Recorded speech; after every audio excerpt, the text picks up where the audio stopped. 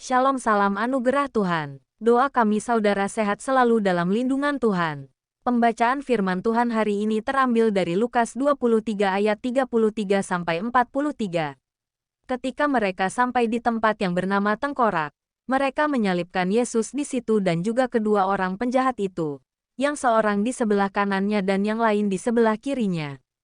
Yesus berkata, "Ya Bapa, ampunilah mereka, sebab mereka tidak tahu apa yang mereka perbuat." Dan mereka membuang undi untuk membagi pakaiannya. Orang banyak berdiri di situ dan melihat semuanya. Pemimpin-pemimpin mengejek dia. Katanya, orang lain ia selamatkan. Biarlah sekarang ia menyelamatkan dirinya sendiri. Jika ia adalah Mesias, orang yang dipilih Allah. Juga prajurit-prajurit mengolok-olokkan dia. Mereka mengunjukkan anggur asam kepadanya. Dan berkata, "Jika engkau adalah raja orang Yahudi, selamatkanlah dirimu." Ada juga tulisan di atas kepalanya, "Inilah raja orang Yahudi." Seorang dari penjahat yang digantung itu menghujat dia. Katanya, "Bukankah engkau adalah Kristus? Selamatkanlah dirimu dan kami." Tetapi yang seorang menegur dia. Katanya, "Tidakkah engkau takut? Juga tidak kepada Allah, sedang engkau menerima hukuman yang sama. Kita memang selayaknya dihukum, sebab kita menerima balasan yang setimpal dengan perbuatan kita. Tetapi orang ini tidak berbuat sesuatu yang salah." Lalu ia berkata, "Yesus, ingatlah akan aku, apabila engkau datang sebagai raja." Kata Yesus kepadanya, "Aku berkata kepadamu, sesungguhnya hari ini juga engkau akan ada bersama-sama dengan aku di dalam Firdaus." Renungan firman Tuhan dari Perjanjian Lama. 1 Raja-Raja 4 ayat 1-34. Maka Salomo menjadi raja atas seluruh Israel. Inilah para pembesarnya. Azaria bin Zadok menjadi imam. Elihoref dan Ahia, anak-anak sisa menjadi panitera negara. Yosafat bin Ahilud menjadi bendahara negara. Benaya bin Yoyada menjadi panglima. Zadok dan Abiatar menjadi imam. Azaria bin Natan mengawasi para kepala daerah. Zabud bin Natan, seorang imam, menjadi sahabat raja. Ahisar menjadi kepala istana. Adoniram bin Abda menjadi kepala rodi. Salomo mempunyai 12 orang kepala daerah atas seluruh Israel yang harus menjamin makanan raja dan seisi istananya. Adalah tanggungan tiap-tiap kepala daerah untuk menjamin makanan selama sebulan dalam setahun. Inilah nama-nama mereka. Ben-Hur di pegunungan Efraim. Ben-Deker di Makas, di Salbim, di Bet-Semes dan di Elon Bet-Hanan. Ben-Heset di Arubot, wilayahnya ialah Soho dan seluruh tanah Kefer. Ben-Abinadab memegang seluruh tanah Bukit Dor, dan Tafat binti Salomo menjadi istrinya. Baana bin Ahilud memegang Taanah, Megido dan seluruh Bet-Sean yang di sebelah Sartan di sebelah hilir Yijril, dari Bet-Sean sampai Abel Mehola sampai ke seberang Yokmim. Selanjutnya Ben-Geber di Ramot Gilead, wilayahnya ialah Hawot Yair yang di Gilead. Yair ialah anak Manasye.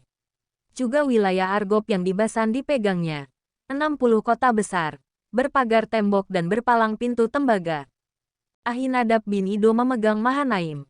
Selanjutnya Ahimaas di Naftali. Ia juga mengambil seorang anak Salomo menjadi istrinya, yakni Basmat. Selanjutnya Baana bin Husai di Asher dan di Alot.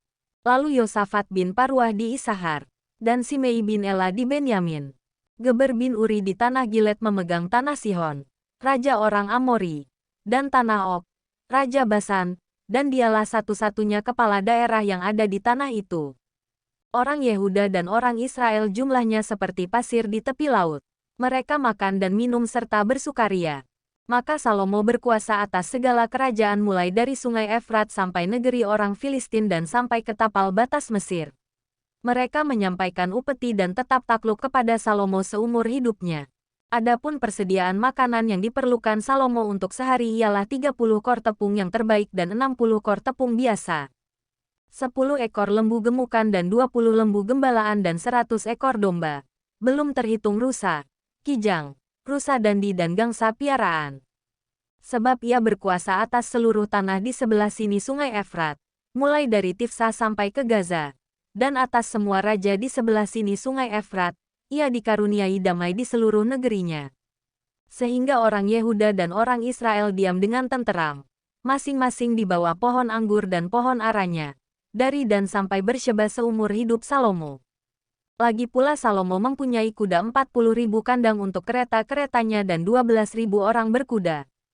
Dan para kepala daerah itu menjamin makanan Raja Salomo serta semua orang yang ikut makan dari meja Raja Salomo.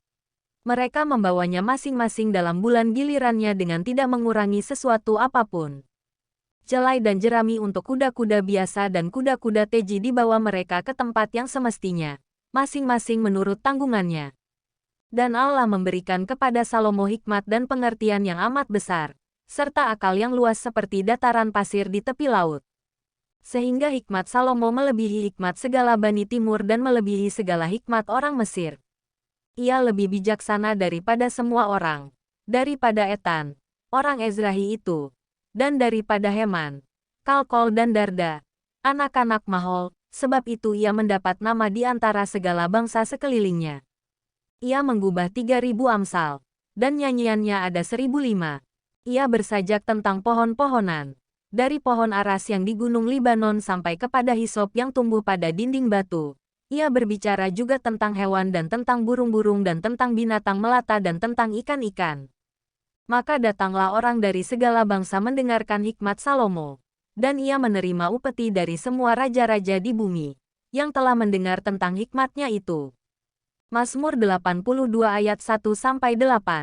Mazmur Asaf. Allah berdiri dalam sidang ilahi.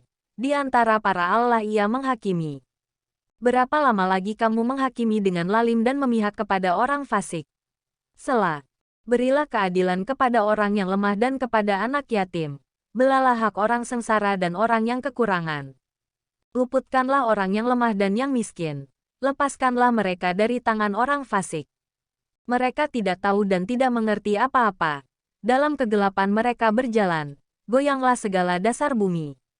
Aku sendiri telah berfirman, kamu adalah Allah, dan anak-anak yang maha tinggi kamu sekalian. Namun seperti manusia kamu akan mati dan seperti salah seorang pembesar kamu akan tewas.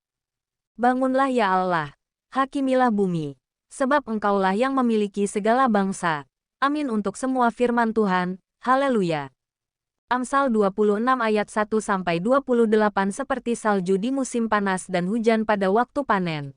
Demikian kehormatan pun tidak layak bagi orang bebal. Seperti burung pipit mengirap dan burung layang-layang terbang. Demikianlah kutuk tanpa alasan tidak akan kena. Cemeti adalah untuk kuda, kekang untuk keledai, dan pentung untuk punggung orang bebal. Jangan menjawab orang bebal menurut kebodohannya, supaya jangan engkau sendiri menjadi sama dengan dia. Jawablah orang bebal menurut kebodohannya, supaya jangan ia menganggap dirinya bijak. Siapa mengirim pesan dengan perantaraan orang bebal mematahkan kakinya sendiri dan meminum kecelakaan. Amsal di mulut orang bebal adalah seperti kaki yang terkulai daripada orang yang lumpuh. Seperti orang menaruh batu di umban. Demikianlah orang yang memberi hormat kepada orang bebal. Amsal di mulut orang bebal adalah seperti duri yang menusuk tangan pemabuk. Siapa mempekerjakan orang bebal dan orang-orang yang lewat adalah seperti pemanah yang melukai tiap orang. Seperti anjing kembali ke muntahnya. Demikianlah orang bebal yang mengulangi kebodohannya. Jika engkau melihat orang yang menganggap dirinya bijak, harapan bagi orang bebal lebih banyak daripada bagi orang itu. Berkatalah si pemalas, ada singa di jalan, ada singa di lorong. Seperti pintu berputar pada engselnya, demikianlah si pemalas di tempat tidurnya. Si pemalas mencelupkan tangannya ke dalam pinggan, tetapi ia terlalu lelah untuk mengembalikannya ke mulutnya. Si pemalas menganggap dirinya lebih bijak daripada 7 orang yang menjawab dengan bijaksana. Orang yang ikut campur dalam pertengkaran orang lain adalah seperti orang yang menangkap telinga anjing yang berlalu. Seperti orang gila menembakkan panah api, panah dan maut. Demikianlah orang yang memperdaya sesamanya dan berkata, aku hanya bersenda gurau. Bila kayu habis, padamlah api, bila pemfitnah tak ada, redalah pertengkaran. Seperti arang untuk bara menyala dan kayu untuk api. Demikianlah orang yang suka bertengkar untuk panasnya perbantahan. Seperti sedap-sedapan perkataan pemfitnah masuk ke lubuk hati. Seperti pecahan periuk bersalutkan perak. Demikianlah bibir manis dengan hati jahat. Si pembenci berpura-pura dengan bibirnya. Tetapi dalam hati dikandungnya tipu daya. Kalau ia ramah, janganlah percaya padanya, karena 7 kekejian ada dalam hatinya. Walaupun kebenciannya diselubungi tipu daya, kejahatannya akan nyata dalam jemaah. Siapa menggali lubang akan jatuh ke dalamnya. Dan siapa menggelindingkan batu, batu itu akan kembali menimpa dia.